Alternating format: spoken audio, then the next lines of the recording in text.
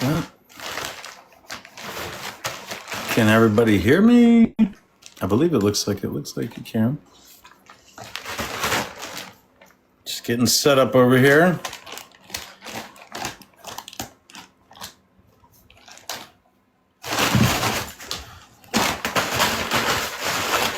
I'm gonna have to put my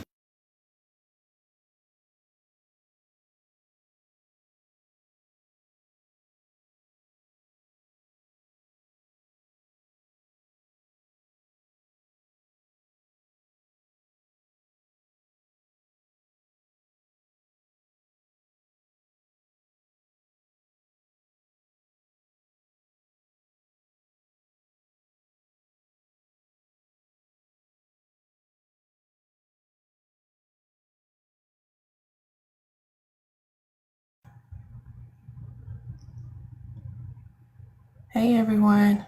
Oops.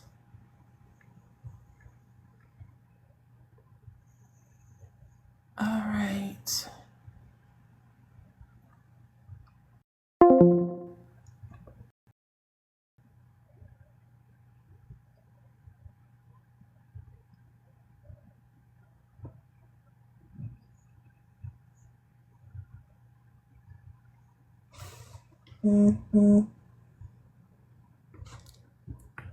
Hey everybody.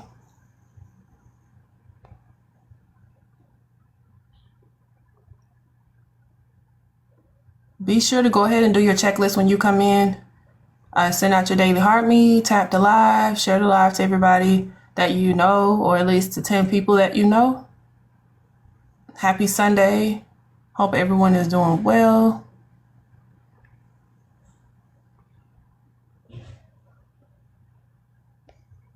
Okay. Just give us a few seconds. I'm just trying to get set up before we start.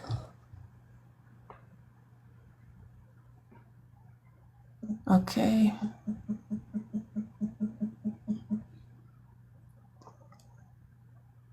All right, put a thumbs up in the chat for those who can hear me great. Is the audio good? If anybody can put a thumbs up for me, that'll be great.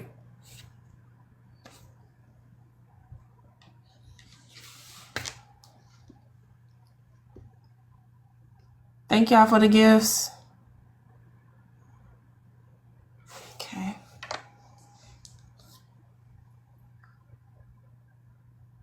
Okay, good. I appreciate y'all with the thumbs up. All right, I'm waiting on my next moderator and Rio to come back, and then we'll be able to start.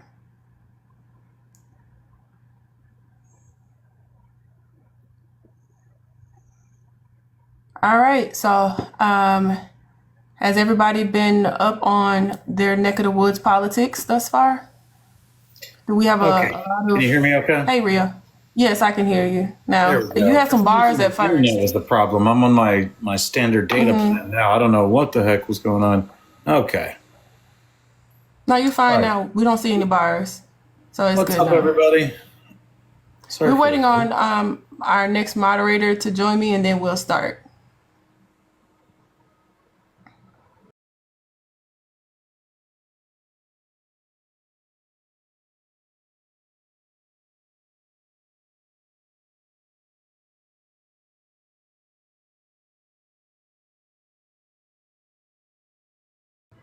Are you able to turn your camera on, Rio? Okay, there you go. Okay. Just give us a few more moments, and then we'll be able to start. Okay. There we go. Perfect. Oh, it looks like you faded into the background. Everyone hear me? We all set? I can hear you, but you faded into your background. Like I don't see you. Your graphic. Yeah, I figured I'm ready whenever you guys are, and I'll jump on screen and we'll officially launch whenever everyone's ready. Oh, I made the little background. I figured I'd show off my little background for a minute. I get you. I see what you're doing now. Buttermilk, you can hear us now? Yeah, I can hear you. Okay. Hold on a second. All right. Information. Thank you guys so much for doing this. The amount of effort you put into this is incredible. Thank you. I appreciate it. Yeah, it really is so much effort. I'm very impressed. The video. Little do you know. God. The video. Quiet as it's kept. Rio, quiet as it's kept. You're partially part of our inspiration. I can't believe that. It blows my mind, and I really need to record this. I hope the whole thing is recorded. I should be recording. I don't know how I could, but this is monumental. Today we started our canvas. I did my first canvassing for my first campaign ever today, and it was so successful. And I'm kind of blown away by the day. It's an extraordinary day. Congratulations. We are moving along. We got all the momentum in the state. There's a lot of people that think we are just absolutely crushing it, and that our competition is kind of just trying to figure out how to keep up, and it's mind blowing. I can't believe it, like to go from just like, being nobody to being taken seriously by so many. It just blows my mind. And I think people are looking for that nobody energy. It's not about the money and that corporate power and that name recognition. Now it's about that working class, like coming up from the ground up. Like, do you hold a sign? Do you stand on a picket line? Like, that's what people care about now. And that's what it should have always been about. But we've been led astray by corporate interests. So, time to bring it back, but I'll get on like now that we're digging it. Let's go. No problem. All right, we're just trying to get a few more people in here. All right, Buttermilk, you ready? Let me share it out. Hold on, I'm so sorry. Let me see. Boom. No problem. Let me share it out too. So make sure my story. So sorry. Alrighty. My daily heart me. If y'all haven't sent your daily heart me, please send your daily heart me.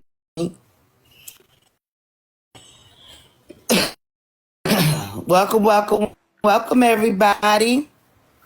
Thank y'all for joining another great Our Vote Count Town Hall. Today we will be talking with Mr. Rio Phillips, who is running for a Senate position in 2026 for West Virginia. So we are super excited to have him here, and we can't wait to talk with him. So yeah, y'all do all the things like the live, send your daily heart me's, and we're gonna get this started. So again, welcome everyone to Our Vote Counts TikTok Live Town Hall. I am Melanie. This is who you, man? And I'm Jazz. How are you all? Thank you all for coming. All right. Yes, and we will be your moderators for today. Our Vote Counts, which is OVC, is a nonpartisan movement uniting Americans from all walks of life to empower voters, support candidates of integrity, and ensure every voice is heard. Through education, outreach, accountability, and action, we're building a stronger democracy, one informed vote at a time. Join us, because your vote is your power. Today, as I said, we are joined by Rio Phillips, a candidate for U.S. Senate in West Virginia.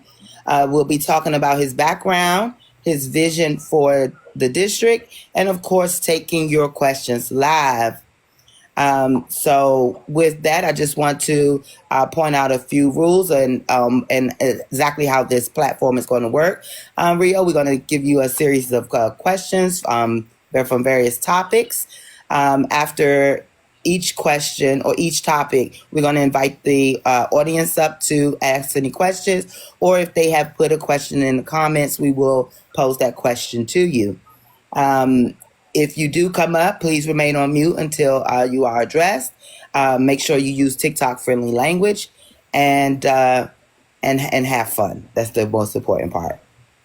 So, Mr. Rio Phillips, again, is a Democrat for the 2026 U.S. Senate race in West Virginia. He was born in Waynesboro, Virginia. He studied at Pineview School for the Gifted and later attended the University of Central Florida. Erie Community College, Central Florida Erie Community College, and Buffalo State College. Right, Florida and New York. Yep. Mm-hmm. Correct. His campaign emphasizes grassroots engagement, defending civil liberties, and expanding opportunities for West Virginia families.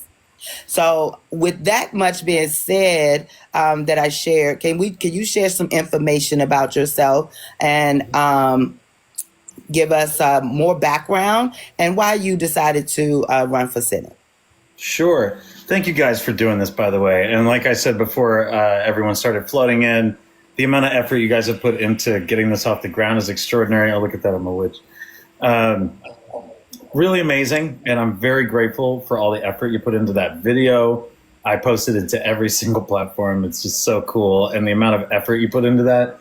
Wow. Let's see. I've been a community organizer, organizing against Republicans since the launch of the Iraq War in 2003. So for 22 years, I've been actively organizing against their corporate interests. In 2008, I helped Obama get elected. I was a canvasser for him. And then in 2011, we launched Occupy Wall Street, and I kind of went more independent, less, mainline Democrat, because we just felt that there were relationships with Wall Street that we had issues with. And so we launched Occupy Wall Street, came back to the party in January of this year when Elon went full fascist on us, and been devout with back to what I would consider the premier opposition party ever since January, and happily running on a platform that I believe is strongly pro-Constitution, pro-human rights, and pro-working class. And at this point, in this time in history, I couldn't be happier to be running on that. Excellent. Thank you for that. So we're going to start this off with a little light icebreaker question. I learned that you set out to do a 55-county tour of West Virginia. Which county was the most fun? Well, to be perfectly honest, I've had to postpone it for a lot of reasons. Yeah, fundraising challenges first among them. And what we did was, I wanted the impact of doing the 55 county tour, which I've shifted to the next year during the primary season to do. It just strategically makes more sense to do it in April of next year, so I'm going to do it then. But I'm building out my network now across the state, really launching teams in each county, pairing volunteers up, and starting a canvassing operation that really started today. I hit the doors today for the first time, and we are launching a full throttle operation over here. So. But the 55 county tour, which I was super excited to do, and I was just like, between the cost of it and the timing, it just didn't make sense. I went to DC instead, and met a whole bunch. I basically stood with their movement, stood with a bunch of veterans in DC that are resisting the National Guard in DC. At the exact same time, the West Virginia National Guard was in DC, so I met them, stood with them, and it's just been an incredibly developmental time for me. Like, one wild and crazy little tidbit from DC, I took a picture with the West Virginia National Guard at Union Station and posted it to our social media. And I was like, hey, the fight isn't with them. Love my boys. And I, love my team, love my home team.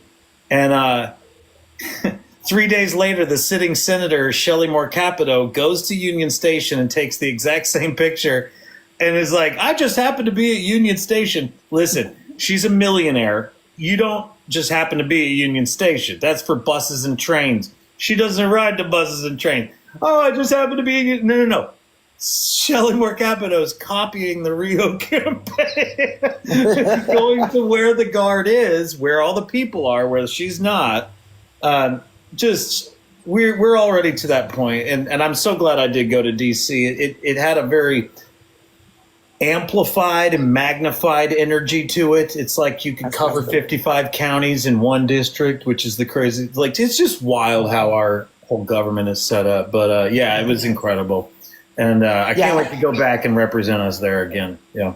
Excellent. I am a resident, a product of the DMV. So I too have been to the Union Station a few times broadcasting. So yes, I felt the energy there that I know you felt. So thank you for coming to experience that.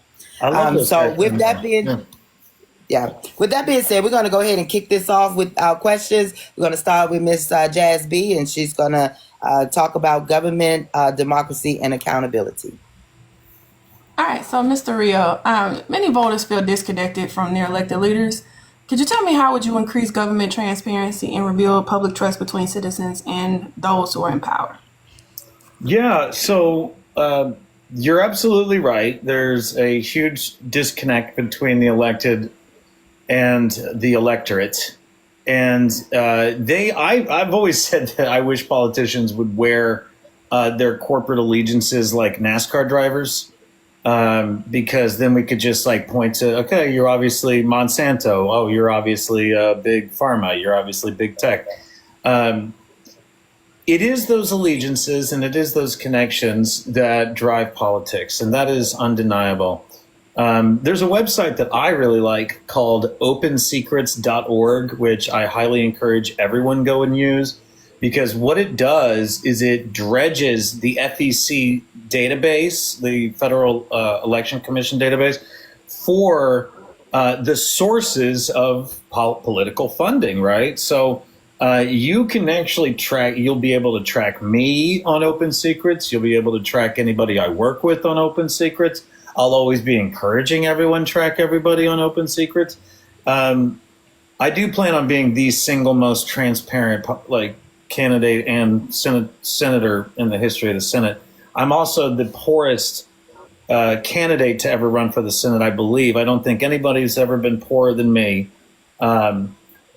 Because we're the working class, we're going to weaponize our own poverty for the sake of empowering us. Like we are the ones that are poor. We are the ones that struggle. I literally just lost my SNAP benefits too. So I'm not separate from the people that I seek to represent. I am exactly like them in a lot of ways. And I feel their struggle deeply right now. And it's just really bad for us here in West Virginia. I don't want to say it's not a struggle Olympics, but it's bad. It's extremely bad, and we'd be vying for the gold medal in the struggle Olympics here in West Virginia. Yeah. And just a follow-up question, since you just let us know what your current situation is, do you feel like that makes you more connected to everyday people in your state as well? Guaranteed. And the reliability factor? Yes, because it is my own healthcare costs that are about to skyrocket. 387% if we can't get the ACA tax credits extended through these negotiations. We're expecting almost 400% jump in healthcare price, and my own SNAP benefits have been cut just like everybody else. So the pinch is real. The pinch is serious. The pinch is...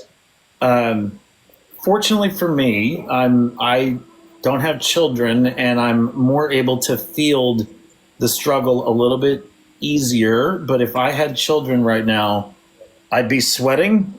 I know people in my campaign are sweating. I know people across the state are sweating, and it is a time of extreme anxiety. And going into the holiday season, with over 250,000 West Virginians not able to put food on the plate, it's an emergency, honestly. It's a 5-alarm emergency as far as I'm concerned. So they're not taking it serious. Elements of my own party are not taking it serious. The Republicans definitively are not taking it serious at all. And what I'm trying to do is launch a canvassing operation that puts the can in canvas.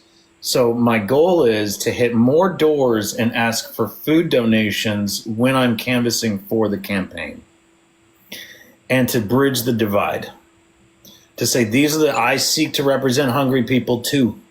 And we got hundreds of thousands of hungry people right among us, especially in these lower regions. The North has more money than the South. Every single food donation drive I've done in the campaign already, which is 2 or 3, all the food has gone south. The food almost never goes north. They were hit by floods once, but they were so inundated with resources that we just kept bringing the stuff to the south. So the South tends to be a little bit more neglected than the North here in West Virginia. Yeah. I'm sorry, I don't mean to ramble on, but you're fine, because it's a good transition to what I wanted to mention. Because now that I'm getting an understanding, so the southern part of the state is more populous than the north part, correct? With that being said, we also know that West Virginia, is one of the lowest voter turnout rates in the country. With the current situation that's going on right now, with people getting hit in the pockets, and also just having a feel of no optimism at the moment. Could you tell me, is there any way that we can empower more citizens, specifically in West Virginia, to come out to vote, especially young voters, and getting their participation up and to be more active in democracy? You know, you're exactly right. There's not been any excitement for the Democrats in West Virginia for a while. I mean, they ran the state for 80 years, right? Ran the state for 80 years, and it wasn't exactly this Democratic Party that did that either. It was more of a Dixiecratic party, and by that I mean it was more of a Southern thing. It was less focused on human rights and more about unions and union collective bargaining and stuff like that. So as we shift into a more human rights and equality-centric Democratic Party, which is what I feel our campaign is, that we're dragging it a little bit to the left, away from the center. We want Medicare for all. We want to use our tax dollars to cover trade school and university for our students so that we can have the most educated workforce in the whole world. It's clear to me that there's been a real shortfall on all of this for West Virginia. Like, we have some great schools, but then we do not retain our graduates, and we let our graduates go abroad. And so we have this saying that coal is not our greatest export, our graduates are, and that we don't have the economy that attracts them to stay. They love the cost of our university because we have the cheapest quality universities, because then WVU has become an incredible university for this because our economy is shot. They can get a more costly education, but then they go out of state to take their quality education. My goal is to make a state that's attractive to them to stay, to speak to them when they're in college, which I'm already planning to do, especially over here at Marshall University in the Herd. I've got my eyes on them. I've got a bunch of supporters over here. I can't breathe. Give me a second, guys. I'm sorry.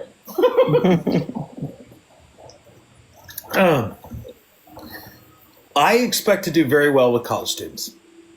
And the reason for that is it's like a 3-prong approach. One is our central campaign pillar is the full legalization of cannabis for the future of our economy and, freedom, period. Because I do believe that it will liberate our economy, our real estate, our tourism, and our agriculture. The jobs and the tax revenue will be tremendous. We'll be able to finally invest in our infrastructure here. And on top of that being our central platform pillar, Medicare for all, and free public university and trade schools. So I expect to do very well with college students that are like, that is exactly what it should be. And I don't see Republicans doing well with students or teachers at all. And specifically, because not only is the sitting senator not actually running, because everybody thinks I'm going up against Shelley Moore Capito, she is not running. She has not declared. The only Republican that is declared to run for the U.S. Senate in West Virginia that has any money or any potential, his name is Tom Willis. And this guy launched a website called reportwoketeachers.com. That's his website. So this guy wants teachers to turn each other in because they're teaching critical race theory or some nonsense, right? And that is absolutely unacceptable. So Republican governance out of the classroom, out of the doctor's office, and that's what I stand on. Sorry to go off on a tangent there, but I feel like it was important. And I appreciate you letting us know about just the full spectrum of how the politics is in West Virginia. So thank you for that. So we're going to open it up for anyone who would like to ask you a question to come up on the panel. If not, they don't have the ability to do so, we can also encourage those to post their questions in the chat and we can just read them aloud. So I'll give it a few seconds to give someone the ability to request up. If not, we'll just move forward to the next topic. So I'll just look really quickly in the chat. Don't see anything thus far. Do you see anything, Buttermilk? I don't. Okay. Questions All right. amongst each You other. guys can ask me anything you want. There's nothing off the table. We can dig as deep as anybody likes into any subject. Okay. Well, I'll hand it over to Melanie to go to the next set of topic questions. I forgot to come on my other page, but I gotta get used to that. Okay, so we're going to talk about economic development and working class empowerment. Okay, so jobs and wages. West Virginia's working families have seen factories close, wages stagnant. What's your plan to attract new industries and ensure workers earn a living wage to keep up with today's costs? Ties right back to the legalization of cannabis, right? They've created a system that is regressive, especially in the face of the rest of the country, which has already seen a full legalization push in over 30 states. I'd have to check the stats on that again, but in many states, more than half the country. In fact, many of our neighboring states have already experienced the financial boom that comes from doing this. So the more that we marry ourselves to the politics of the past, the worse it's going to mean for us financially, period, full stop. And I know that standing on that means a huge tourism push. That means that all kinds of new businesses, new hotels, new Airbnbs, new B&B, whatever the case is, new tourism experiences, which, by the way, our mountains are the greenest and most beautiful in the dang country. I'm like so proud of our nature here. I can't even put it into words. This is pristine, some of the best hiking in the whole country. This could turn into just an absolute nature tourist boom I can't even put it into words. But I do know that we call ourselves wild and wonderful, but we are not just yet. And we could be, but we're working on it.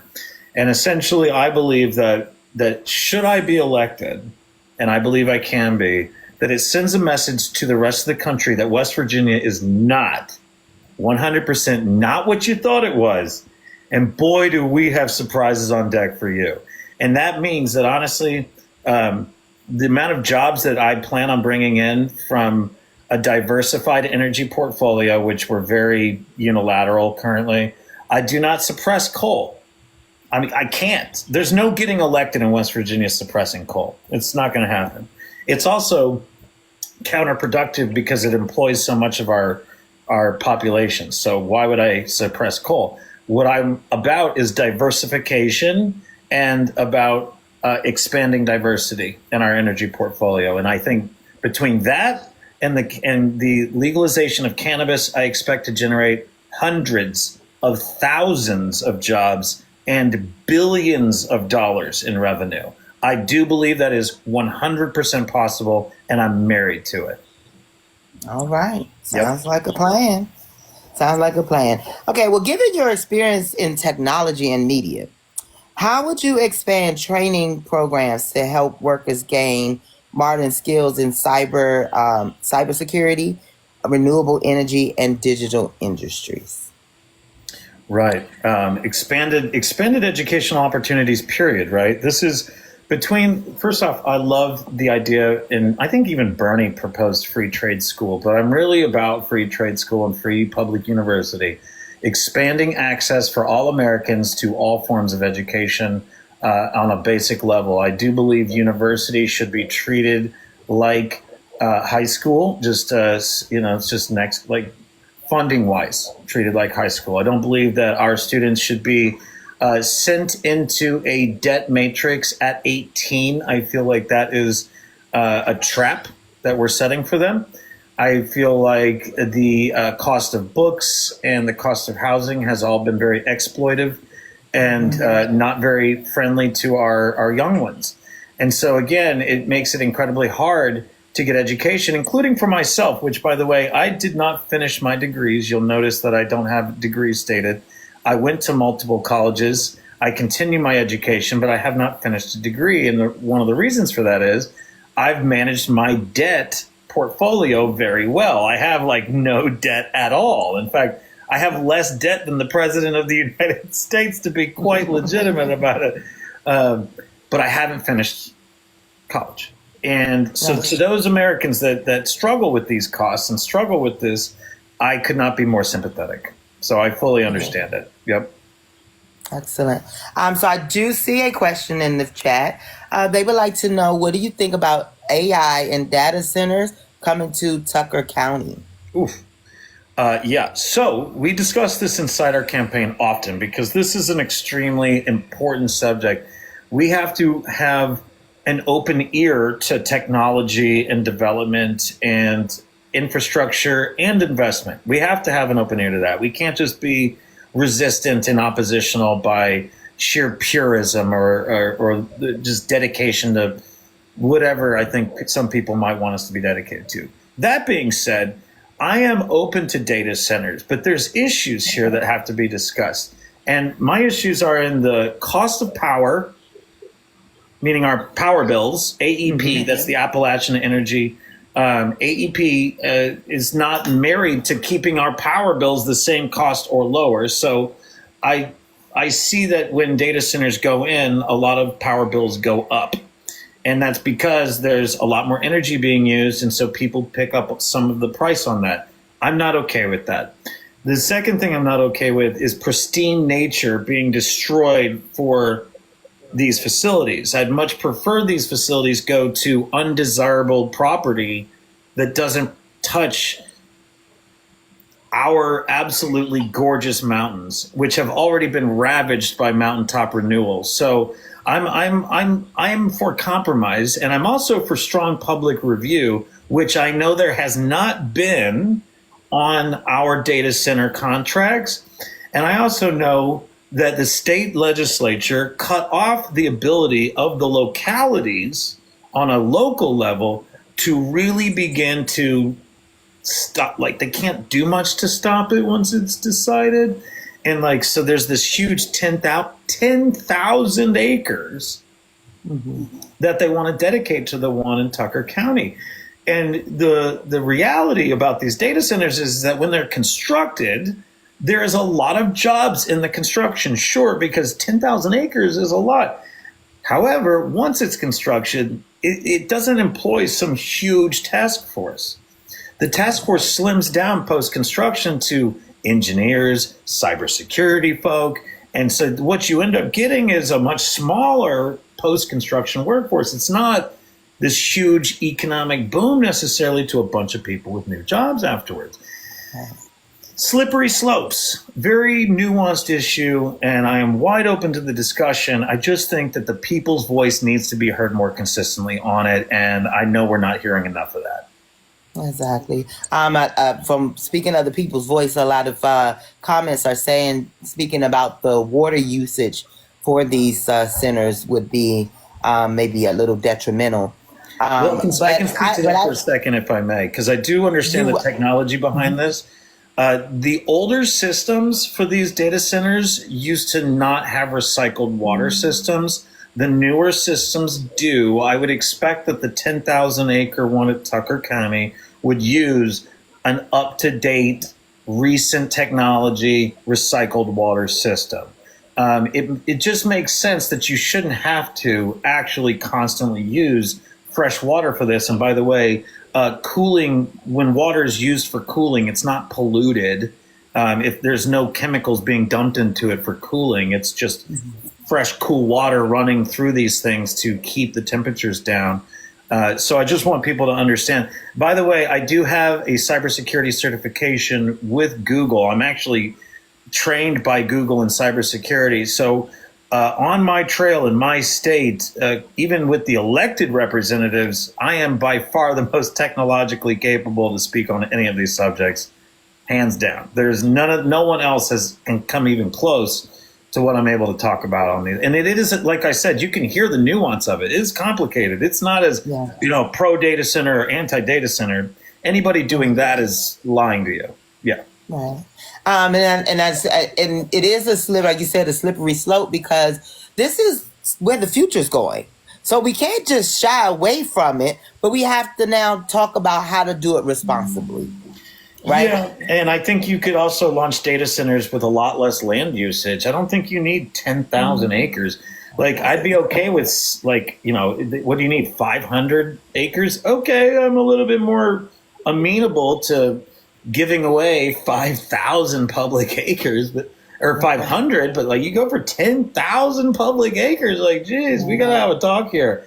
Like, what are you doing there? Why do you need 10,000 acres? Like, and how many jobs can you guarantee West Virginia for that 10,000 acres? It seems like for every 100 acres, you should be guaranteeing a number of jobs for us. Absolutely. There should be a return for every acre.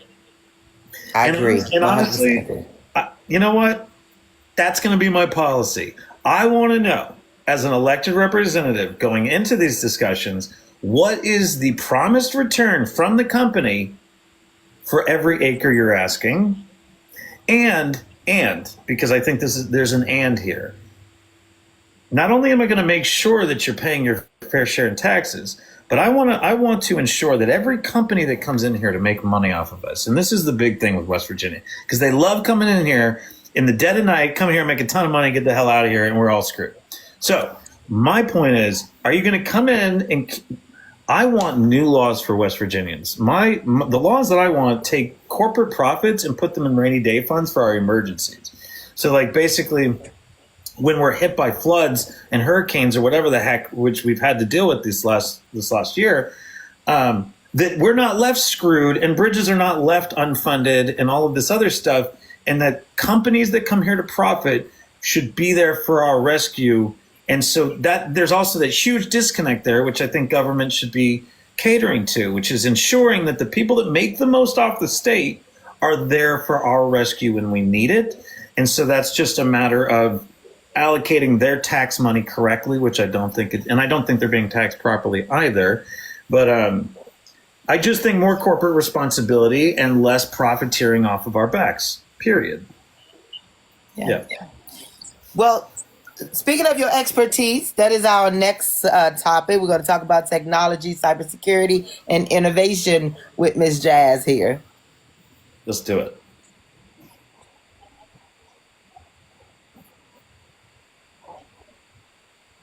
Whatever you want. It's Given that good. you just mentioned you have a background in cybersecurity, and you have experience of knowledge when it comes to AI as well, how would you strengthen America's defenses against digital threats that target our government, businesses, and personal data?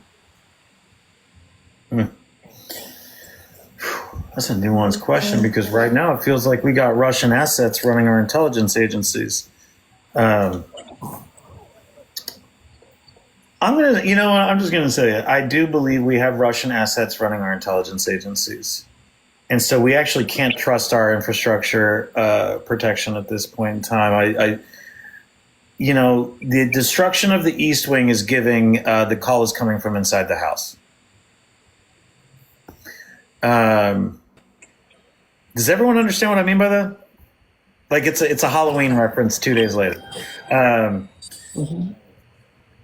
We've been infiltrated, and we have a Russian asset. We have an Israeli asset in the White House destroying us from within. And to strengthen our cybersecurity infrastructure, we would need to know that our agents are sworn to actually protect us and not billionaire profits, not Russian oligarch profits, and not Israeli power. It's about the American citizenry. And I think that's been lost. So I would just push for greater transparency of our intelligence infrastructure and returning to agents of true American training and true American origin, because at this point, I have too many questions about that for me to feel safe, as I think a lot of people do at this point. Yeah. Okay.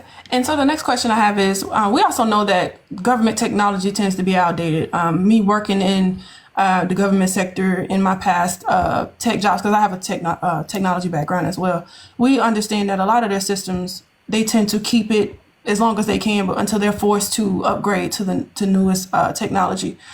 We understand that that leads to more inefficiency and waste when they keep outdated technology. Could you tell me what is more your plan to modernize public systems, such as improving transparency and making the government more responsive through innovation?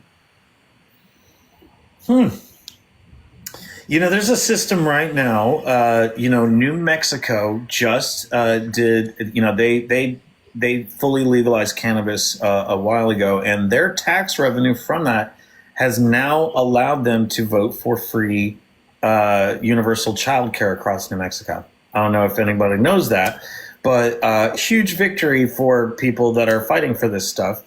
And it's the kind of thing that I'd like to see happen here, where I do believe that there's enough money to come from a fully, first off, everyone across the state, whether medically or otherwise, enjoys cannabis. So it's clear to me that the freedom of West Virginians is on the line here and is on the ballot here. And that's what I'm pushing, I'm saying vote for freedom, vote to be free, and to not be a billionaire puppet, to vote for your own interests and not the interests of someone else. And this is something that I know can fund all levels of infrastructure. Like New York, one of the things Mamdani does, which, by the way, go Mamdani, I hope he wins. Down with Cuomo. Get out of here, please. What a joke. Cuomo's such a joke. Mamdani's got all the fire, and I'm so proud of him for really staying in it and just absolutely kicking butt. So I think he's going to win, and one of the things I think Mamdani could do is tackle how not West Virginia, but New York City taxes the cannabis and uses that to solve some of the problems of answering questions on his campaign. How are you going to pay for this and how are you going to pay for that? Because as people ask me, how are you going to pay for it? How are you going to pay for it? How are you going to pay for it? One is Republicans favored a legitimate tax rate for the rich up until Reagan. So like even in the 60s and 70s, the rich were paying much more of their fair share. Reagan comes in and he's like, we're going to change that. I say, let's get back to some of the old Republican tax rates, which is crazy to say, but at this point, that's pretty, well, I guess that's radical left. I don't know. But we need to be taxing the rich accordingly, and we need to liberate our markets. And when you tax the rich accordingly and you liberate the markets, there's no question that is what creates the funding to be able to solve all these problems, create the infrastructure. What is that infrastructure? Rural healthcare, rural broadband, better access to their medical, better access to the internet. That means better educational training. That means everything. There are parts of this state that are seriously still in the 20th century, and people do not understand that. We have water crises here that are worse than Flint, Michigan. People don't understand that. My dedication to this state is, you elect me, I will no longer allow the piss yellow, and I love that you guys put that in the video, by the way, the unacceptable yellow and brown water that we have. It is piss yellow and poop brown down here in southern West Virginia. No more. Absolutely no more. It's over. I'm not allowing this stuff. I cannot allow it. Morally, I feel like it feels like living in Charleston, which is right about here in the middle of the state. I feel like I'm living in luxury, having clean water, and I'm able to shower. Because when I travel to deliver food down here, those people can't shower normally. They can't bathe normally. They have to bird bath. Their shower water's yellow or brown.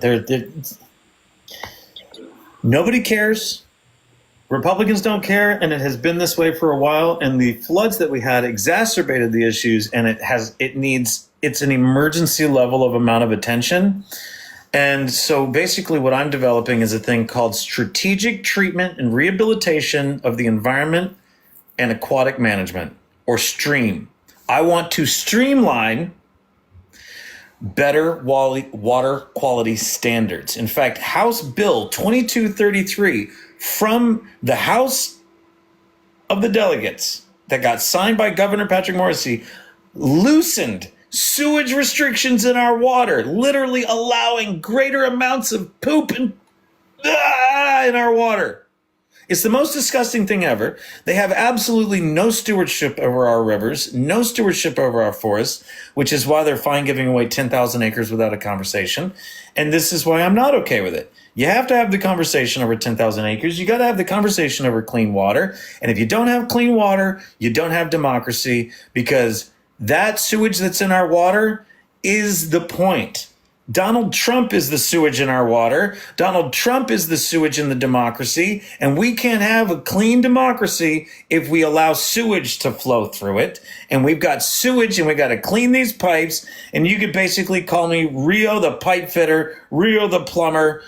And I do that too. I've done that as well. But literally, we have to clean pipes here because we are so loaded up with BS that they want to dump it into our water and say, drink up, America, drink up, West Virginia. And we're going, I got to import bottled water. This is disgusting. Literally, they have to bring in bottles of water. Like, that's what I bring down there. It's just bottles of water. What are we doing here? Why is it like a third world right underneath us? Can we even call ourselves a first world as if that isn't a slap in the face to the global south? What are we talking about? We aren't a first world. It's a thinly veiled lipstick on a pig. And I am beyond that. I am to the point, break the veil, understand that these are the only people that really should be paid attention to anymore, because everyone else has got enough attention, enough money to solve their own problems. Let's help people solve their problems, help get their health care back, help get their food in their bellies, and stop stressing about every 5 minutes over the most basic essential services. I just don't think that you can life, liberty, and the pursuit of happiness. It's that last part I have a problem with. If you're going to out-tax them, outprice them, not raise the minimum wage, because, by the way, I push for a $20 federal minimum wage, because hasn't budged with the rising inflation in decades. What are we doing here? You are literally starving out people. You're pushing them out. You're making them poor. And then as they're made homeless, you're passing anti-homeless measures, and you're treating the homeless like they're criminals. Not in my America. I find all of that to be pathetic, un-American, and inhumane. Yes. Thank you for that. Okay, so we'll open it up for someone who would like to ask you a question, Rio. In the meantime, I did see a question someone did ask, so I just want to circle back to this. Someone wanted to know your understanding of what I think it was critical race theory was, from your understanding. So, all right, let's set a stage for a second, and that's a great question. What is critical race theory? Critical race theory says that you have two ways of looking at the Civil War. You could look at the Civil War and say it was fought because the Confederate was filled with racist slave owners who oppressed human beings and owned them, and had a policy of states' rights that they hid behind to appear more humane, both pre and post-war. And if you look at that without critical race theory, you would see that it's just a bunch of Americans fighting for states' rights, and that slavery, that's just how it was back then. And we don't need to think anything less of slave owners through a modern lens, and that should be considered legitimate even now, because it's a different time.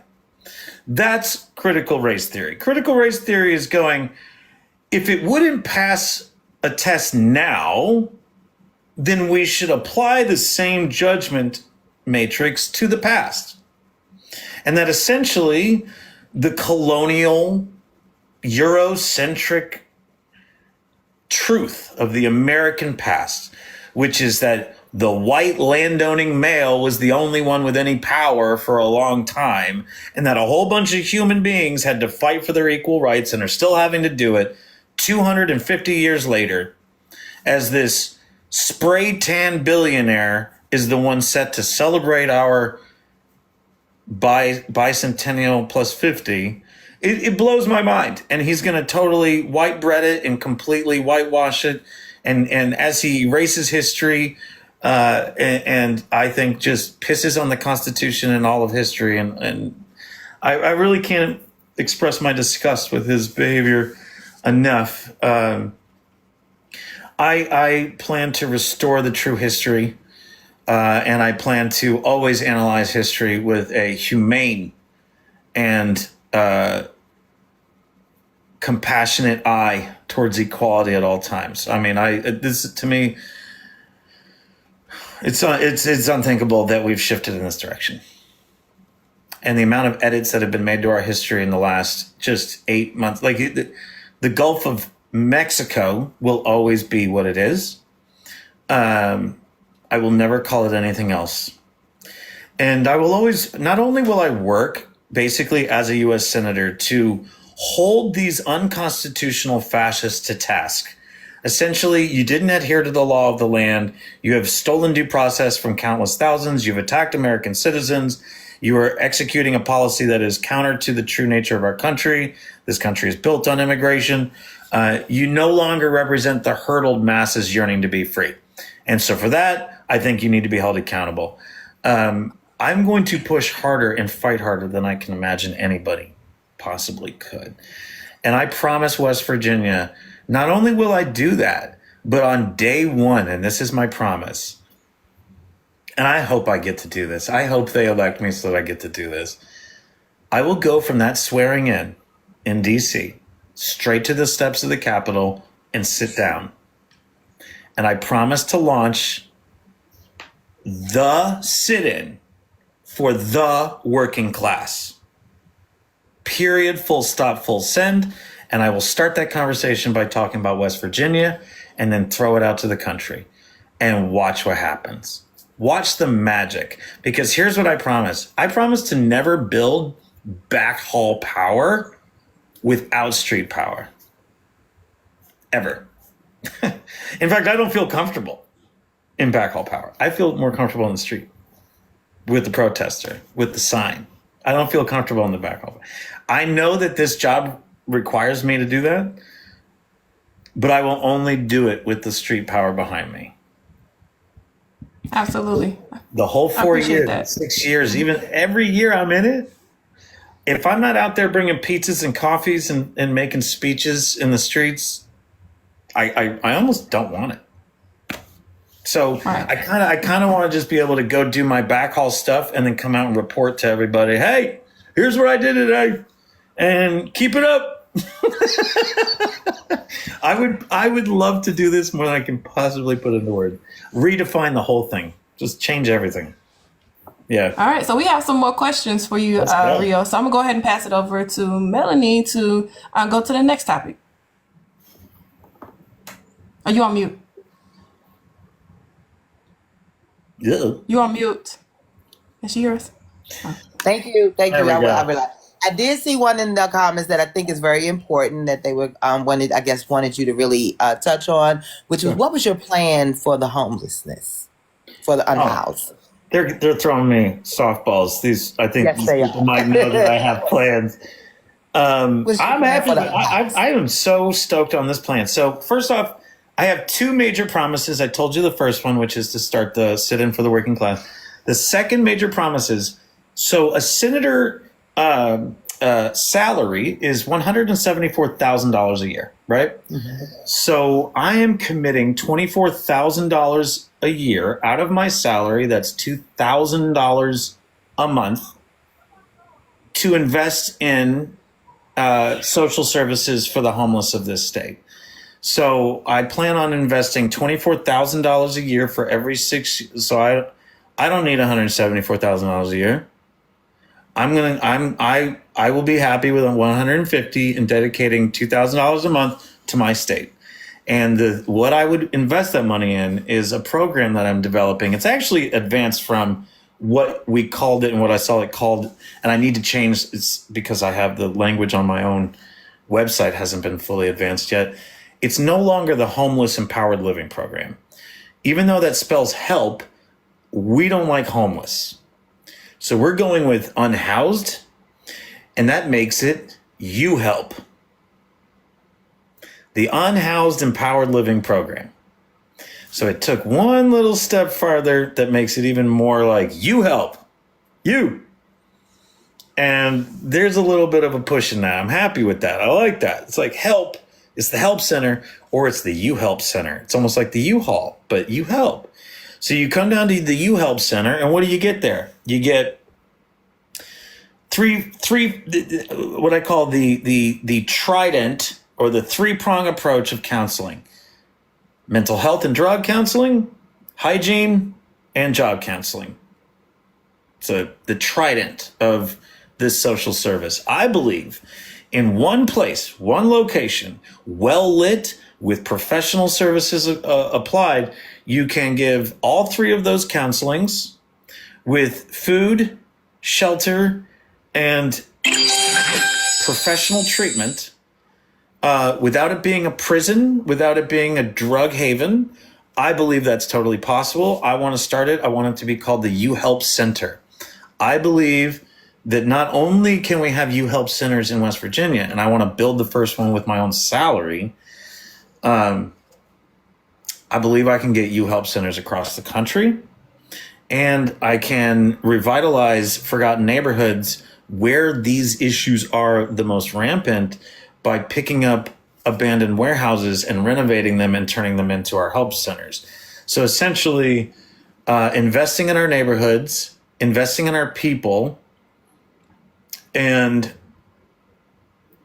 it's hard to quantify the economic impact it would have to bring people back from the brink, but I'm convinced that if you're not trying, you're not worthy as a civilization. You deserve to crumble. I don't think any society that doesn't fight for its weakest deserves to exist. And so when they ask me, when they go, does Israel have a right to exist? I say, sure, if they can be fair, democratic, and peaceful. That's the same ruling for everybody. You only deserve to exist if you can live in harmony with your brothers and sisters in the world. And I don't proclaim anybody's right to exist through violence, nor will I ever defend that. And I'm going to stand by that forever. They will never shake me from that.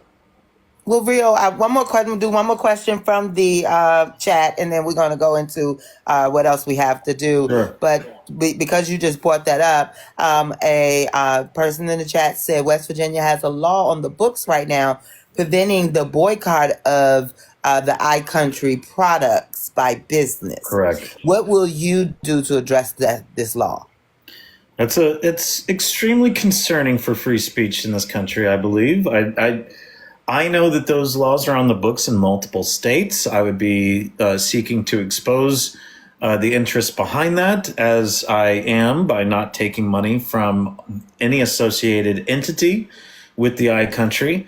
And I will not be shaking hands with Mr. Netanyahu and anybody else that's wanted by the International Criminal Court, for that matter. I would be in alliance with Mamdani in this not being a friendly zone for war criminals of any nature, and that I would like to herald a new politic in the United States that is truly America first, not just on paper, but in action, which I believe that a free Palestine is America first, and essentially that democratic equality anywhere is good for democratic equality in the United States, and that these are all deeply connected, that we're a giant family, and that their freedom is imperative for our own here in this country. Absolutely. All right. So we're going to do what we call our rapid fire session. Okay. So we're going to give you a couple of questions that has short, quick answers, and try to just go through this really quickly. Should lawmakers be required to post their stock trade publicly within 24 hours? 1,000% yes. All right. Would Not you even a support question. taxes? Would you support tax incentives for companies that hire locally? Tax initiatives and incentives, you said, for local hiring? Yes. 100,000% yes. All right. Should AI be regulated by at the federal level?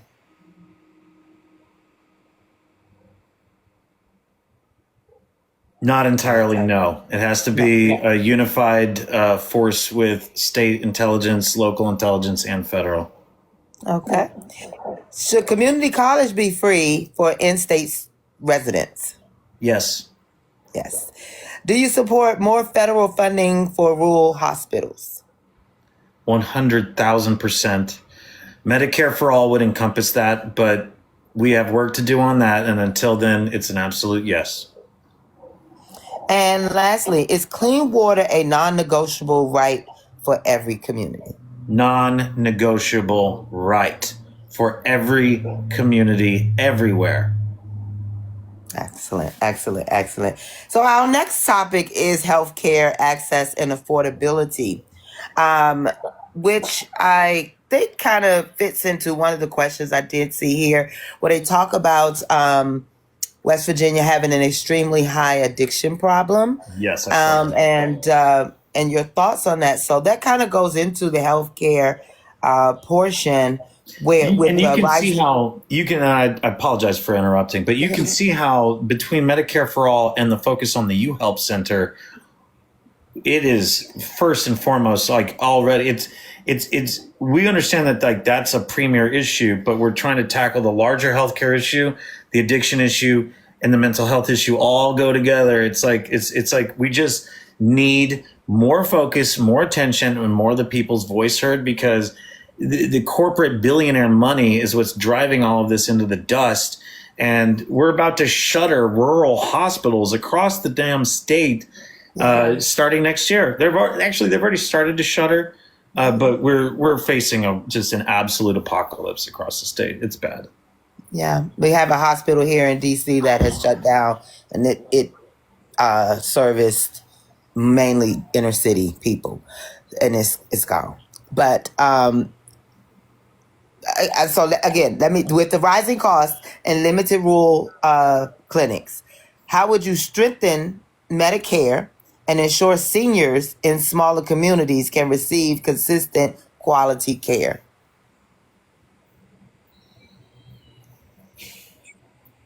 So many of the answers to these questions require that I build beyond my own candidacy and my own rule, or like my own sitting senatorship, a movement of progressives across the country that would help me to drag the country back to sensibility, drag the country back to a rule of law and truly compassionate governance. I cannot do this alone, but I can sort of like trailblaze and inspire others into leadership. And I think that the reason I ask that is because the reason I say that is because to protect the seniors and to expand Medicare, it comes back to Medicare for all. Mm-hmm. And it comes back to this the most extremely unifying and popular of ideas that the Democrats, the corporate neoliberals at least anyway, refuse to touch. And so that we as progressive working class Democrats have to own. And because we have to own it, that means that the seniors and their Medicare Advantage plans, which by the way, I have a history in insurance. I sold Medicare for a while. I'm deeply familiar with the Medicare mess as it is, how these companies like basically compete over these people's money from the government every single year. And then they convince them to change plans. And then essentially they end up losing out on all their medications and a lot of savings, and people make profits off of them constantly. It's a mess. It's one of the reasons I got out of it. I don't do that anymore. I now advise seniors just pro bono, just to help them guide through the mess because it's so gross. But no, it all needs to be streamlined. Unfortunately, from the federal level, just as the health system of almost every major industrialized nation at this point. So whether it's Britain or Canada or Israel or fill in the blank, there are more universal healthcare systems in the world now than there ever has been. And it's time for us to start navigating from a more humane, less exploitative position. And that means that also the costs need to be brought down so we're not just punishing people. There's too much exploitation. What does that come to? It comes to hyperinflation. See, these politicians don't want to talk about any of this stuff and how it all connects. I'll talk about it. You don't manage the economy so that you're constantly just printing money, and so everything inflates and it drives the value of the dollar down. And then you wonder why the prices in medicine, prices on schooling, prices on books, prices on food are all skyrocketing. It's all because of hyperinflation. Because these companies have to make a profit. Because they have to make a profit, and their dollar's worth less, they have to charge more dollars. But nobody wants to talk about this. Nobody at the top is talking about this in any substantive fashion. They seem perfectly fine with watching that national debt clock go past $38 trillion and is set to go past $42 trillion in 44 years. I want you to understand. Actually, I'm sorry. That's not even accurate. I'm sorry. I have been studying this math. In 4 years, we are set to go to almost 50 trillion in debt. We are actually on track to acquire $10 trillion of new debt as a nation in the next 4 years. And it took us 250 years to acquire 40 trillion. And it's going to take us another 4 years to acquire 10, which is 1/4 of what it took us 250 years to acquire. Does everyone understand what an emergency this is? I don't think people do, but oh my God, we are headed off a cliff. Absolutely headed off a cliff. This is all going to look like Venezuela if we do not take serious action and bring this back from the edge. And they want us to think that, oh, the radical left and the socialist commies and blah, blah, blah, we're the ones going to make it like Venezuela. Look at it now. The federal employees are in food bank lines. It looks like Venezuela now under this so-called capitalist that just bought a national interest in, what was it, Intel? 10% of Intel's profits are now nationalized? That's corporate communism. That's what? I never would have suggested that. Yes. In 1,000 years, and yet here he is using the government to buy up a company, a private company, getting it. And yes, that'll put money into the country, sure, but you can't call us the communists when you're the ones doing stuff like that. When you're the ones working with Putin and putting him on a pedestal as if he isn't a vestige of the USSR and the Soviet Union. I mean, come on. I can see through all this crap. I came here to shine a light and to change the paradigm because I'm tired of not hearing these truths in these discussions. I've been watching that national debt since I didn't have any of these gray hairs. Back when it was just becoming double digits, I've been watching for all of that.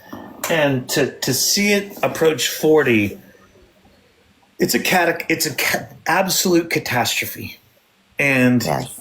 we will not have a middle class as long as this goes on. It's impossible, actually.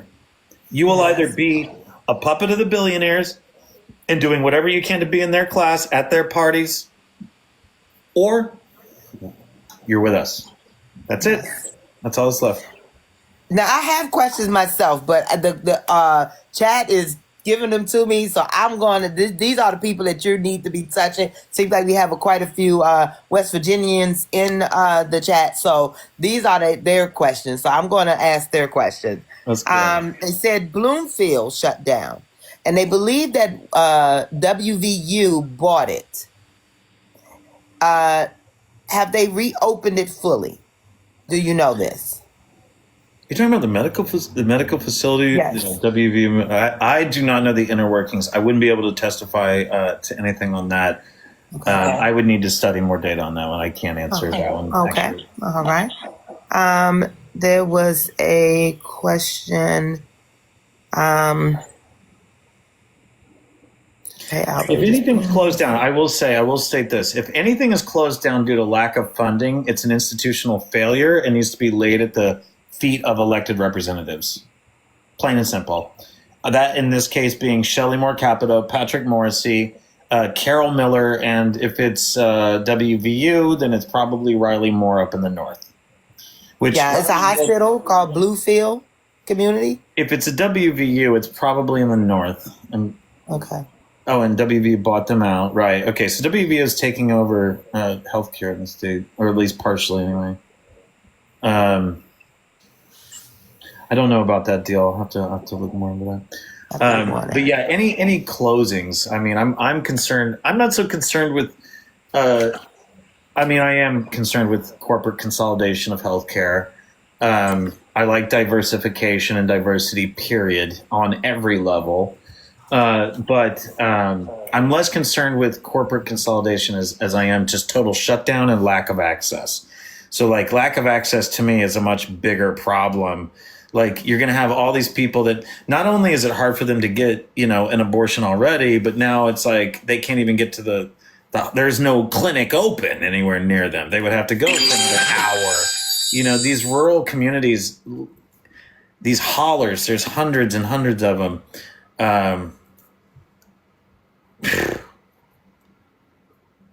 It's a mess. It's an absolute mess. Well, we're going to go ahead and go into real quick. I'm so sorry. I'm so sorry to interrupt, but I did want to share this. One of my supporters has asked me to stand on this, and I still think it's important that I do. She asked for baby boxes. You guys know what baby boxes are? You ever heard of the baby box? No? So baby boxes are installed at firehouses. And it's this system where basically it anybody that has a baby that they want to surrender, they come up to the baby box and they open it up. They can put the baby safely inside this box. It's protected. It has a whole bunch of information that the person can then take to help the process go even smoother for the baby. And essentially, once the baby's in there, it alerts the firehouse that the baby's been put in there, and firemen come and get the baby quickly. And so it doesn't sit in there at risk for a long time, and it's this really safe, managed exchange for babies that need to be surrendered. And it keeps babies out of human trafficking. It keeps them out of death and drug addiction situations. It just keeps them safer. And so there's all these statistics. I made the promise to her, and I'll just continue making the promise. I would have baby boxes at every single firehouse across West Virginia. Yep. Streamline a more humane baby surrendering process. And at this point, there's lots of lives being lost to that, and I was not aware of that. That sounds super helpful. So we're going to go right into our next topic here, which is education. We have not touched much on that. We got about 20 minutes left, so we're going to try to dive into this one as quickly as possible. And Ms. Jazz is going to take that. Okay, so I just wanted to quickly ask you regarding education. Many students fear lifelong debt from college. How would you make higher education and community college more affordable that aligns with real job opportunities? Yeah, you can hear how a lot of my central policies are kind of sweeping on this. Like when I say Medicare for all and free public university, I mean it comes to this as well. Obviously, there's a between here and there. We're going to get to this goal of free public university. I'm convinced, by the way, that if you look through history, everything is always liberalizing. Like every now and then you have your conservative, regressive, authoritarian dictatorship that pushes us back in time. But the process of history is liberalizing. It is not conservativizing. And so Can I ask you a follow-up? Yeah, of course. Do you think it should be in like a phase type of system where make community college like the first phase to be free, and then state or a private university is like the next phase to make it free Yeah, the for privates will people to afford? absolutely be the last. Like I don't see privates ever. I think they're because it's a foundationally capitalist society. You'll always have those private schools, and those should always be elite and cost more because that's what they want. They want to pay more and they want more for their dollar. They have that right. And there will be a divergence point between the free university and the paid university, of course. But that's, I think, part of a free market. But I do think that in that free market, it is our job as a society to ensure that as many people are educated to the level that they wish to be. And to that end, I do think you're right. I like the idea of community colleges going first. I think that makes a lot of sense because they are less costly and they're more needed, and it's like an access point, a starting point that associates, which, by the way, I also started with mine on. I would like to open up that doorway for as many people as is humanly possible, without question. Yes. All right, thank you for that. All right, so we're gonna roll it on to if anyone else has a question for Mr. Rio. There has been a lot of them, so forgive us if we're scrolling because the chat has been very engaged, and we thoroughly appreciate everybody for Yeah, you guys are being a amazing. part of the conversation. Thank you, everyone, for tuning in. Appreciate you being here.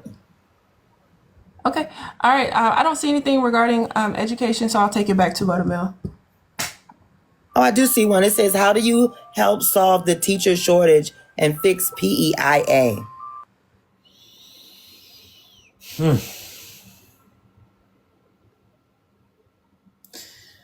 The whole national education system is so convoluted now with a wrestling CEO at the head of education. It's hard to begin to address local issues when nationally it's so completely messed up. When Christian white nationalists are trying to take over the education system, kick out PBS and replace it with PragerU, I'm very deeply in tune with the educational direction they're trying to take our country, which I think is basically that Christopher Columbus was a hero and that he didn't do anything wrong. And boy, there was no G side of the indigenous when he got here and blah, blah, blah. And they want to sell that crap to us. Well, until Christian white nationalism is invalidated as an educational path forward, we're going to continue to see a de-evolution of schools and educational infrastructure, which is the point because they're pushing them to homeschool and completely defund all public education completely. So what we're seeing now is a phase of their plan to completely wipe it out. They don't want it at all. I'm always wary of centralizing authority and power in federal hands. However, if we do not protect our national schools from Christian white nationalism at the national level, then you will see, states like Alabama, even West Virginia here, Florida possibly, Texas obviously, start to, I'm going to say, brainwash their kids into racism and Christian white nationalism. And this is where, until we uproot that, we're going to have a hell of a time paying our teachers more, getting a quality education. I just think that the uprooting of Christian white nationalism is foundational to having a quality education, and that I'm dedicated to that, and I'm dedicated to paying my teachers like rock stars, like celebrities, and paying celebrities less. I want an America where celebrities are not making millions while our rock star teachers are not even able to afford the resources that they have to buy for their classrooms because we don't give them the funding to stock anything in their classrooms. I'm aware that new teachers buy everything themselves, and I think that's disgusting. There needs to be a fund for teachers to outfit their rooms with the necessary things and not out of their paychecks. I think that's despicable, honestly. And I would commit to changing that. Amongst many other things, that has got to change. That's so unacceptable. Yep. Absolutely. My mother, by the way, raised me on a public education salary, $22,000. I got two younger brothers. When she divorced my father in 1990, if it wasn't for her public education salary, we wouldn't have even had the Cheerios and hot dogs and spaghetti that we lived off of. So I'm deeply familiar with the struggle of public educators, and I'm sickened at how poorly they're treated and how they're now being gutted to the point of non-existence. And I stand against that with every fiber of my being. Thank you for that. Okay, so I'm going to ask a question from the chat. Misty Blue asked, what do you think about Morrissey's policy for the plague in all of the schools? The pledge. I'm sorry, Wait. I said plague. Forgive me. No, that's what she wrote. But yes, the pledge. Oh, okay. I'm sorry. I Well, thought I don't we misread say that. the pledge everywhere already, don't we? Yes. I'm trying to understand. Oh, is it a plaque?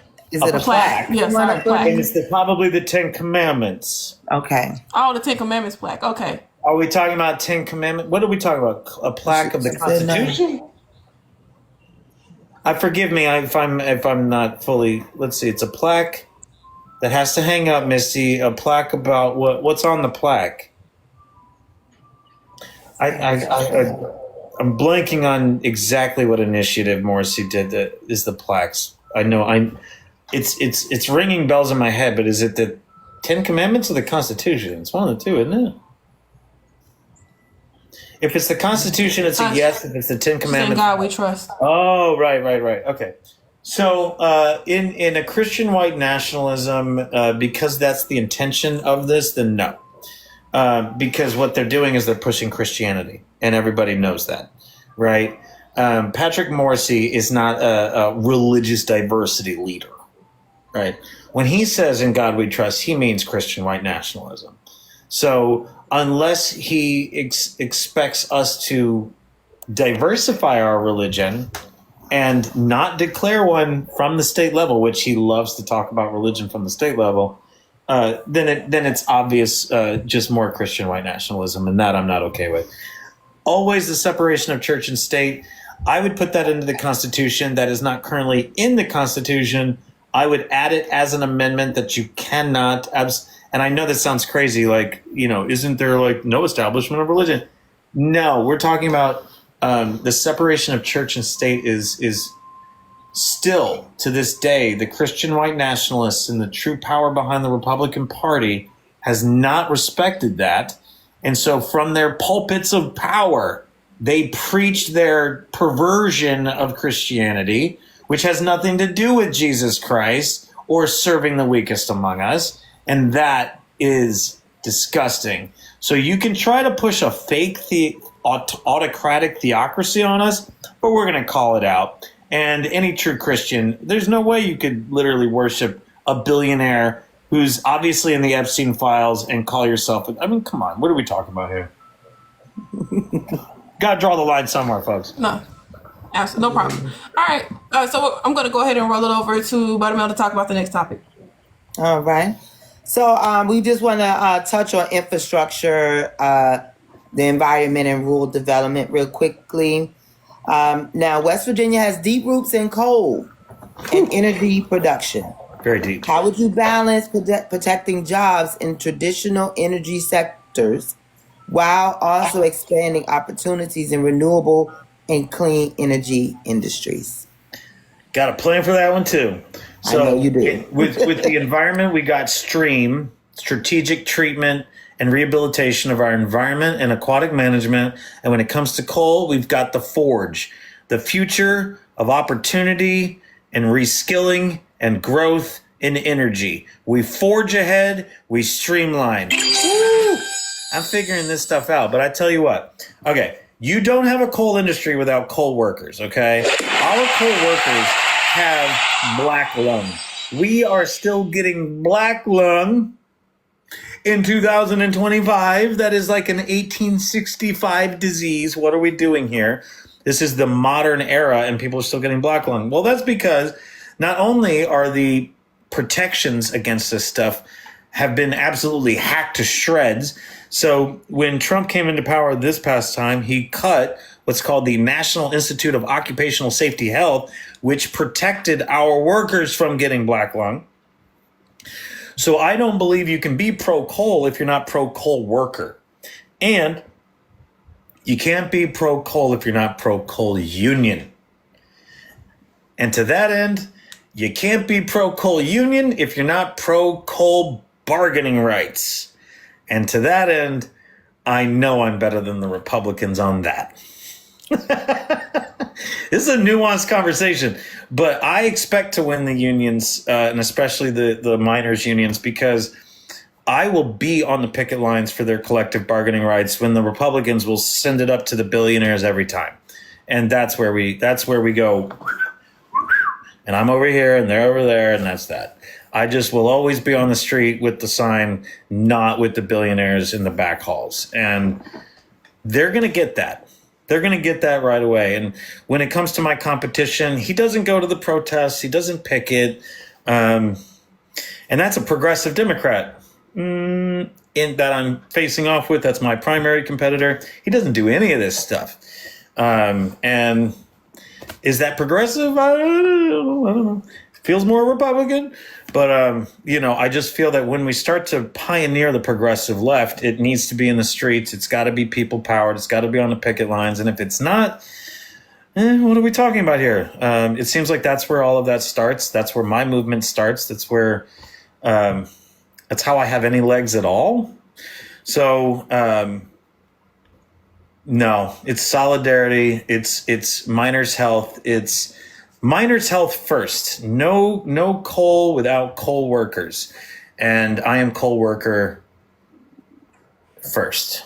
Absolutely. Their health first, their rights first, and their collective bargaining rights.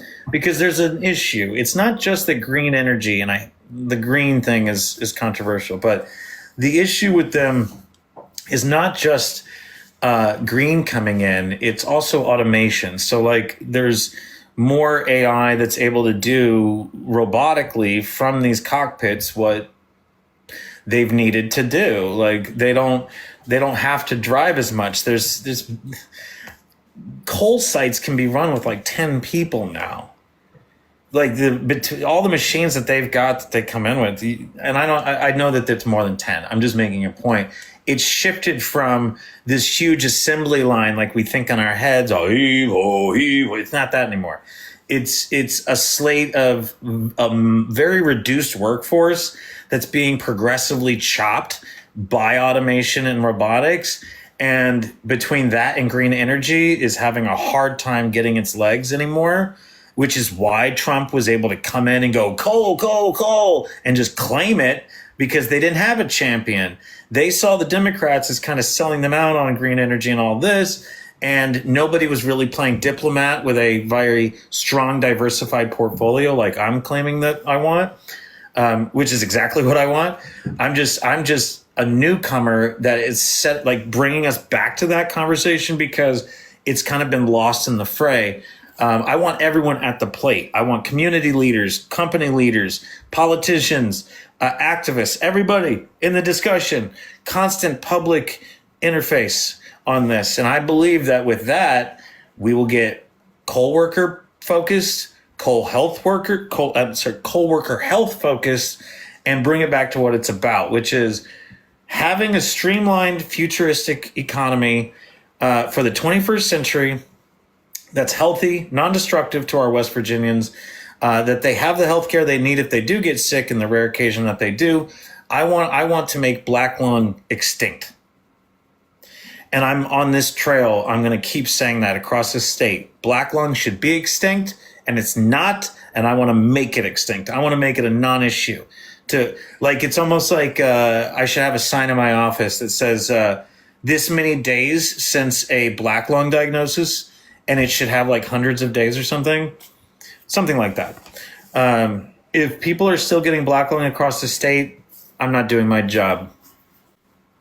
I hear that. So we got Stream and we have Forge. Yep. Stream and Forge, y'all. Remember that. That is And this help. plan. You help.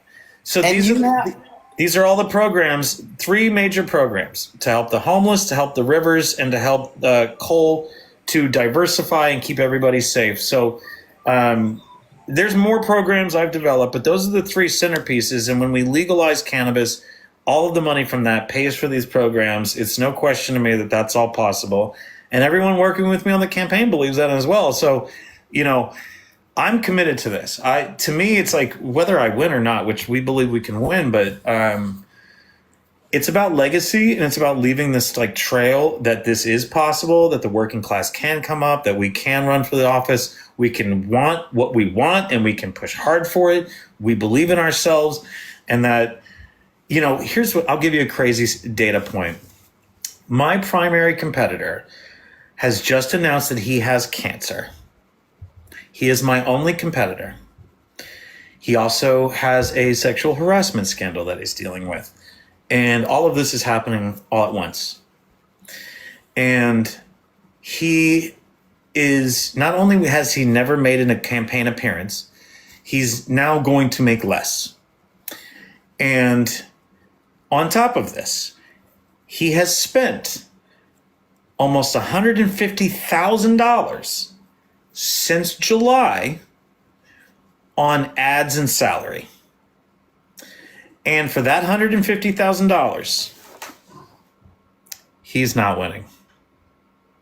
Wow. On our less than $5,000, we have rendered his $150,000 wasted. That I can promise you. We expect to continue wasting his advertising dollars.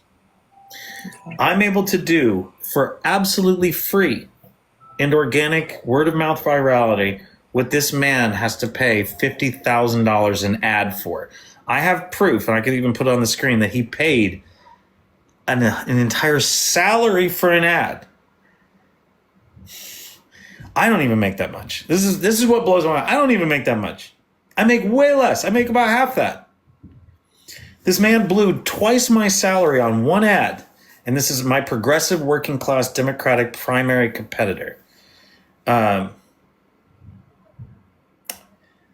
What I have proven to my people is that for pennies on the dollar, I'm able to execute way more, show my face in public, have public debates and discussions, go to DC, which I was able to do instead of the 55 county tour.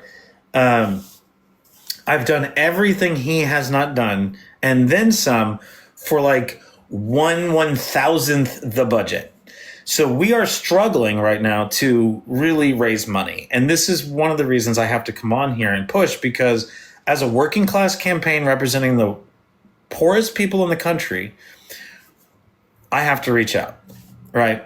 So anybody out there that wants to support our campaign, please click the link in my bio. It goes to our Act Blue, right? So we're verified with Act Blue, the Democratic fundraising platform.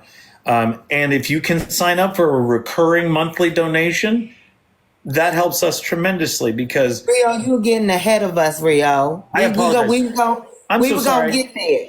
I apologize. I'll shut up. I'm in my pitch. Listen, we're going to do one more thing. We're going to do one more rapid fire with you, just so people can just get just a little bit more acquainted with how you are outside of the campaign. And Jazz is going to give you those questions really quickly, and then we're going to wrap it up with all of your pertinent information, how they can support you and everything. So, Jazz, go ahead and do that last rapid fire with Mr. Rio. All right, Rio. So these are more fun in nature, so I want you to think quickly on your feet, okay? Let's all right. do it. All right. Morgantown or Charleston? Charleston. All right. Hot dogs or slaw, yes or no? No slaw. Bluegrass music or rock music? Rock. All right. Would you prefer a digital detox or a tech overlord? Overload. I'm sorry. Overload. Digital detox times 1,000. All right. Would you prefer Netflix binge or a YouTube deep dive? Netflix binge. I'm too. Alright. There's too much information on the trail all the time. I got to turn my brain off more. No more documentaries and deep dives. Yeah. Do you prefer Twitter, which is also known as X, or Threads? That's a double negative on that one. I would go with Threads over X any day. X has become a conservative hellhole. So yeah. All right. Would you prefer the debate stage or podcast mic? Debate stage. All right. Do you prefer the mountain view or city skyline? Mountain View. All right. Would you prefer driving a truck or a Tesla? That should be easy. Truck, no question. And lastly, for your campaign playlist, would you prefer Eminem or Johnny Cash? Johnny Cash. That ain't no question. I love Eminem. He's a true West Virginian. Eminem stands up to Trump. Don't get me wrong. I love Eminem's spirit when it comes to justice, but Johnny Cash is unmatched. And honestly, he matches the vibe of our campaign. Like, he stood up to Nixon in his face. I don't know if y'all have ever seen when Johnny Cash like sang about the poor to Nixon's face when he got inside the White House. You ever seen that? I think I vaguely remember that. It's something else, man. Everyone should go watch that. Johnny Cash singing to Richard Nixon about the poor. But this is so much fun. You guys have done a great job. Like, I'm so happy with this. This is super cool. So Rio, one last thing we want to leave this live with. What would be your first policy that you're going to introduce to Congress, and how do you plan on getting your constituents to sign on to it? All right, not your constituents, your other congressmen. I'm all about my fun acronyms. I've written a bill that is copy paste repeatable for local and state and national level implementation. I am calling it the Peace Act. And let's see if I get my acronym correctly. Protecting and empowering American communities everywhere. I think I got it. The Peace Act is about standing up to ICE and standing up to the disturbances of our local communities. Essentially, local authorities that are seeking to do so, and every local citizenry that's seeking to do so, should have access to greater transparency, greater coordination, greater oversight on all of these issues. And the Peace Act would do that. Essentially, it's the legislative muscle that I think Democrats are missing right now. And between that and launching Medicare for all at a federal level, I don't see too much being more important than those two things. Obviously, SNAP and food is extremely important. I do seek to overfund that, if that's a word. But definitively healthcare, Medicare for all, and the Peace Act, which I think will strengthen local communities against federal encroachment and infringement of constitutional powers. Yeah. Absolutely. That sounds great. So again, go ahead and let everyone know how they can get in touch with you, research you, donate to you, support you. All your medias. Absolutely. So thank you, everybody, for tuning in. It's Rio for Senate, FOR Senate everywhere, at Rio for Senate everywhere. So Facebook, TikTok, you name it, find me. Also, that's our email, rioforsenate@gmail, rioforsenate.com. Check out the website. We've got merch. We've got T-shirts. We've got hoodies. I'm trying to get the merch on as many people as possible because people wearing merch, making content is like in terms of politics and campaigning, gold. And so essentially, the more people that I can inspire to get this gear, which puts a little bit of money in our pockets, and simultaneously puts a tool on their backs, because the t-shirts and the hoodies have QR codes that link directly to the website, because we're a campaign of the future, not the past. We try not to make too much paper. I only have business cards. I don't have a ton of like glossy paper that everyone's going to throw away and waste trees for. So I'm not really playing much of that game. But yeah, Act Blue, the link is in my bio. That link goes directly to Act Blue. That if you can do recurring monthly, that's amazing, because that's something that we can count on as we grow. We're trying to inspire $26 a month for 2026. That would be epic if you can do that. And also, too, what this also helps us to do, guys, is get around. I don't like paying money to Mark Zuckerberg and the billionaires. I'm not a fan of dumping money into paid ads. I would like to create organic word of mouth funding and organic word of mouth fundraising structure. So basically, that the more recurring monthly that I can inspire, the more of these appeals, and not turning to the billionaires to put me in front of people I'm not talking to, Right. the better off I feel about it. So I see my competitor putting 50 grand into an ad, and I feel icky from that. I'm like, ooh, I don't ever want to be seen as having pumped 50 grand to Mark Zuckerberg. So this way I can try and get around it. I'm going to try and circumvent that the whole time if I can. I know that when we hit the general, I can't completely avoid it anymore. Yeah. But so far, I would say that my campaign supporters would agree with me by saying that without a single paid ad yet, we have stood up to somebody pumping thousands and thousands of dollars into ads, and we've done it with folks like you, completely from the ground up, all talking, and it's none of this paid ad stuff, because that's what they've all gotten used to, and I'm trying to redefine that. I don't want to play that game anymore. I think that's old, and it leaves the politicians out of touch, and in a progressive campaign, I'm going to point at my competitor, I'm going to go, you pumped 50 grand to the billionaires. You pumped 100 grand to the billionaires. That's our money. Straight to the billionaires. What are you doing? So Rio, you keep doing what you're doing on these platforms, on the social media. It's working. If you do decide to do a television campaign, just like be strategic about it.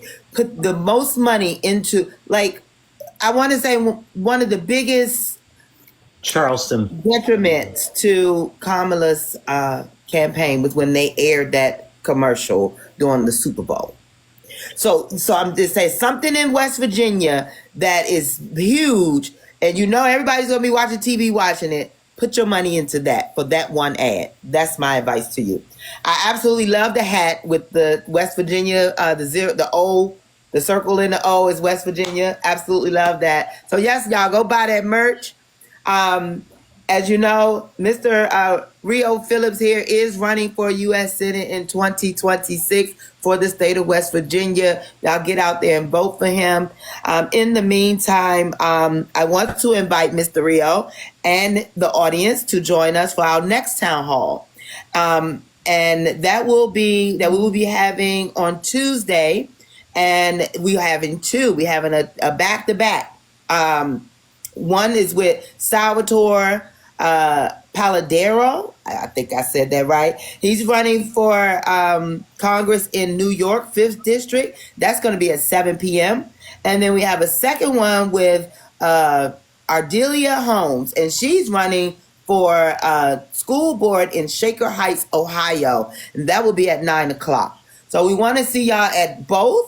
But if you can't make both, at least try to make one, especially if you're from New York and or Ohio. But otherwise, we just want you to come on in, listen to these candidates, listen to the hope that we have coming up for this country. And people like Rio and Salvador and Ardelia are trying to make a difference to our country, so that we can get back on track and you guys, be excited. And us. And You our vote jazz. count. Y'all are doing it. Let me tell you something. And Not only are you doing the work, you're doing God's work. You're doing the hard work. This is like a nuts and bolts thing. But I'm convinced that you guys are going to become absolutely central to this midterm conversation. Keep it up. You're linking everybody on our team together. So, like, it's incredible. Because you guys did Bernard already, didn't you? Wasn't Bernard on here? Yeah. So I'm like honored to be on a show that had Bernard on it. Like I love Bernard. I think his content is phenomenal. He is such a good-hearted guy. All of us progressives coming up together to try and represent these these red areas, right? He's in Florida. Like he's really slinging for the fences in Florida. And how do you argue with Bernard? Like Jesus, he's such a good guy. And this is such a cool team I think you guys are building, and I'm excited to be a part of it. So thank you. Thank you, Rio. Now we have a very pressing question. The beard. Are we keeping it, or is it going to go away after the election? I don't think it's ever going away. Okay. I do think it's kind of the brand. I guess if you could call it a brand. But like basically that I do have supporters that are like, please clean it up. And I got other people that are like, please be the mountain man that you are and do not hold back. So there's like this balance that comes from it. But like you have to do what you feel is in your heart. That is what's going to sell you, Rio, is your authenticness. So you trying to clean it up to pander to someone that they're not going to believe you. So do you, boo. There's going to come a time, I do promise this, on this trail in the primary, I promise a glow up of epic proportions. Y'all are going to see me suit up, glow up, shave up. It won't be a complete going, but it'll be more like, I don't know, Mel Gibson or the Dos Equis guy or whatever. You could do the tied up thing, like put it. This is like ZZ Top if he joined the Democratic Party. I mean, this is what is going on here. This is crazy. I love it. I love it.